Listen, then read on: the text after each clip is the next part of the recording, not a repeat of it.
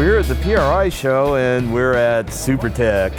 Now, if you're a Moto IQ fan, you'll know that we do a lot of Supertech. Like most of the valve train components we use is Supertech, and we like them because it's really high quality stuff and they have a lot of applications. What's new at Supertech for this year?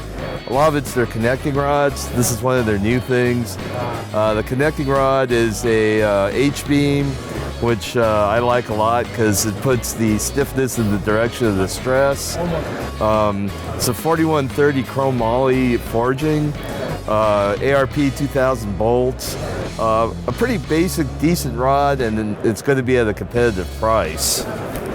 Another new thing I've noticed is Supertech has always made cam followers, and they now offer DLC coating. So DLC is a diamond-like coating. It's really hard, really slippery, improves your, reduces friction and improves life. With Moto IQ, we use their valves a lot. So there's basically two things. Like we use a lot of their stainless black nitride valves for the intake. What I like is the nitriding is actually a surface conversion process. So the nitriding is hard and slippery like a plating, and prevents the valve from sticking, reduces friction. It's also really hard and prevents like valve erosion and flaking and stuff like that. They have an Inconel exhaust valve. Now Inconel is an aerospace material. It's really hard, really temperature resistant. It's the thing to use for forced induction exhaust valves. Back to the intake, you probably noticed that the valve stem has a reduced area right here. Now what that does is it helps improve flow. The nail head contour of the valve also improves flow, particularly at low lifts. The exhaust valve has like a tulip contour, and on the exhaust side, this actually helps flow.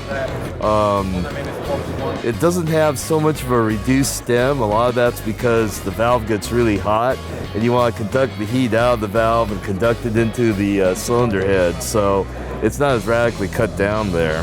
A new thing they're coming out with is a titanium nitride coating.